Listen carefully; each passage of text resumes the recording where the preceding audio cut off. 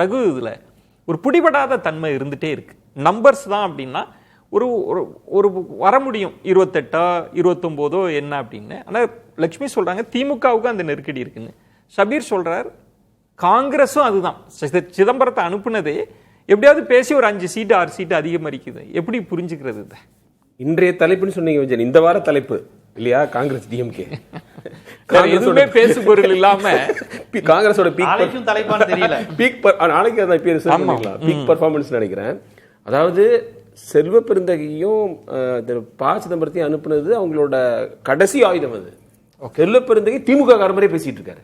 அவர் Congress BCG president மாதிரியே பேசல. அதுவே பெரிய தப்பு. அது அதாவது திமுகவோட இணக்கமா இருங்க, அது யாரும் வேணான்னு சொல்ல, சண்டை போட சொல்ல.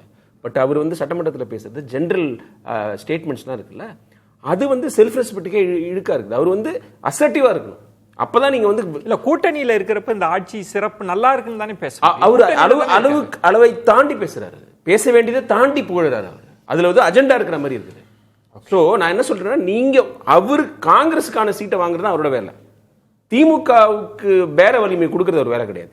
ஸோ இவங்க 2 பேர் அனுப்புனதே வந்து இதுதான் எங்கள்கிட்ட இருக்கிற கடைசி வெப்பன்கிற மாதிரி. இவங்களை தாண்டி வேற யாரும் வந்து பேசியிருக்கவே முடியாது.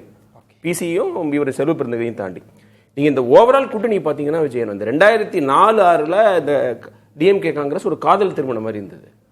அப்புறம் 11-16 வந்து அரேஞ்ச்டு மேரேஜ் மாதிரி இருந்தது. 21 திரும்பி ஒரு செகண்ட் ஹனிமூன். இப்போ வந்து ஒரு ஃபோர்ஸ்ட் மேரேஜ் லெவலுக்கு வந்துருச்சு. சேர்ந்தாலும் இப்ப இந்த இவங்க 2 பேரும் கூட்டணி சேர்ந்தாலும் அந்த கெமிஸ்ட்ரி இருக்குமாங்கிற ஒரு கேள்வி வந்துருச்சு. அந்த மாதிரி ஒரு பிட்டர்னஸ் வந்துருச்சு. இது ரொம்ப விந்தையா இருக்கு. ஏன்னா இடையில 16ல டைவர்ஸ் ஆயிருச்சா?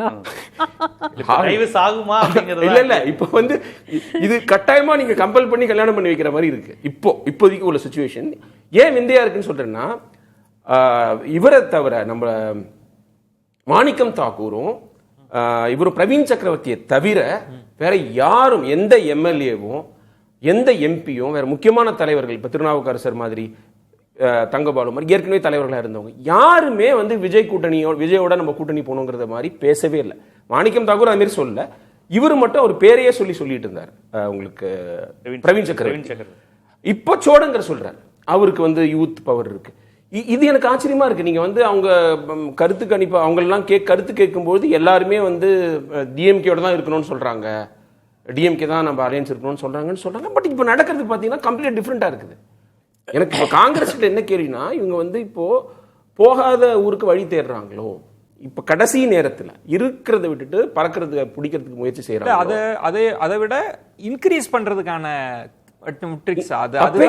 தப்பே கிடையாது. பட் நீங்க வந்து அதற்கான வேலையை முன்னாடியே ஆரம்பிச்சிருக்கணும். அசர்ட்டிவான காங்கிரஸ் பிரசிடென்ட்டை தமிழ்நாட்டுக்கு போட்டிருக்கணும், ஃபைட் பண்ற மாதிரி. எங்க இப்ப நாங்குநேரியில ஒரு பிரச்சனை நடந்துகிட்டு இருக்கு. அந்த நாங்குநேரி பிரச்சனைக்கு இதுக்கு முன்னாடி நாங்குநேரியில் பிரச்சனை நடந்திருக்கு. ஒரு ஸ்கூல் பையனை அட்டாக் பண்ணாங்க. தமிழ்நாட்டில் கடந்த 5 வருடங்கள் அவ்வளோ சாதிய கொடுமைகள் நடந்திருக்குது. இப்போ மீடியா ரிப்போர்ட் பண்றாங்க. எதிர்கட்சிகள் கூட பேசல. நீங்க பேசணுமா இல்லையா? அது நீங்களே வந்து உங்களுக்கு அது பொறுப்பு இருக்கா இல்லையா? பேசினா அன்னைக்கே கூட்டணி அதான் திரும்ப சொல்றது, காங்கிரஸ் தமிழ்நாட்டில் வளர நினைத்து வேலைகளை செஞ்சா திமுக கூட்டணியில இருக்க முடியாது. கூட்டணி முன்னாடியே உடைஞ்சிரும். ஏன்னா அசர்ட்டிவான காங்கிரஸ், வளர நினைக்கிற காங்கிரஸ் திமுகவும் விரும்பாது, அதிமுகவும் விரும்பாது. பிஜேபிக்கு அதிமுக நாளைக்கு காங்கிரஸ் ஆளுங்கட்சியா இருந்தா காங்கிரஸுமே விரும்பாது. நான் என்ன சொல்றேன், நீங்க எந்த வேலையுமே பிஎல்ஏ வந்து டிஎம்டிகேவோட கம்மியா போடுவீங்க, மக்கள் பிரச்சனையை எதையுமே பேச மாட்டீங்க. மோடிக்கு கருப்பு கொடி காட்டுறது மட்டும் தான் உங்க வேலையான்னு கேட்கிறேன். காங்கிரஸ் கேட்கிறேன், அவங்க வேற என்ன பிரச்சனைக்கு நின்று இருக்கிறாங்க? இப்ப நீங்க எப்படி புரிஞ்சுக்கிறீங்க? இப்ப நாளை என்ன நடக்கும் அதான் கேட்கிறேன். காங்கிரஸ் வந்து இப்ப அதிக சீட் வேணும்னா 2024 லோக்சபா எலெக்ஷன்ல கேட்கல, 9 - 10 கொடுத்தாங்க. அப்ப ஏன் 15 கேட்கல? அது உங்களுக்கு அங்கதானே சீட் அதிகம் வேணும். அப்ப ஃபைட் பண்ணிருக்கலாம்ல. அப்போ லோக்சபாக்கு திமுகவுடைய தயவு உங்களுக்கு தேவை. அப்ப பேசாம விட்டீங்க.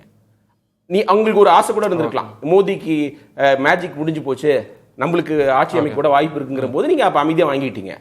இப்போ வந்து திமுக உங்களோட தயவு தேவைங்கிற போது இப்போ நீங்க வந்து முரண்டு பிடிக்கிறீங்க. எனக்கு ராகுல் காந்தியோடைய கம்பேஷன் பிடிக்கும். இந்த பிஜேபி ரூலுக்கு அப்புறம் அவருடைய இறக்க குணம் உள்ள, அந்த மாதிரி ஒரு இறக்க குணம் உள்ள தலைவர் வரணும்னு. ஆனா இந்த விஷயத்துல ரொம்ப ரூத்லெஸ்ஸா நடந்துக்கிறாரு.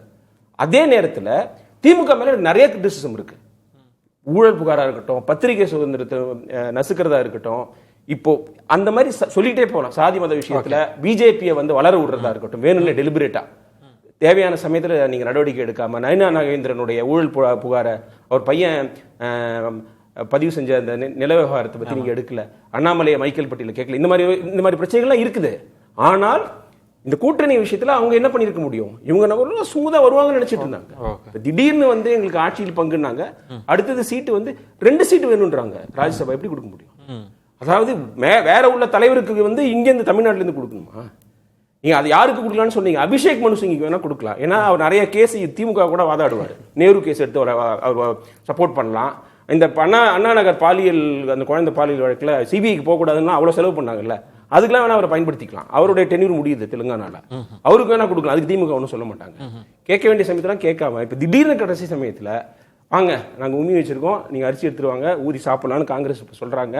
அது எனக்கு நியாயமா படல எனக்கு படல. ஏன்னா திமுகவை நீங்க கேள்வி கேட்டுக்கிட்டே இருக்கணுங்க. அதாவதுங்க ஒருத்தருக்கு பணிவா இருந்தா உங்களை they will take you for a ride. கேள்வி கேட்டுக்கிட்டே இருந்தீங்கன்னா பத்திரிகையாளர்களுக்கும் இதான் சொல்லுவேன் நான், கேள்வி கேட்டதான் மதிப்பாங்க. அதுவும் அதிகாரத்தை பவர்ல இருக்கிறவங்கள கேள்வி கேட்டுட்டே இருக்கணும். அதுவே கேள்வி கேட்க முடியாத சூழ்நிலை இருக்குது. யாருமே கேட்காம காங்கிரஸ் கேட்டுக்கலாம்ல.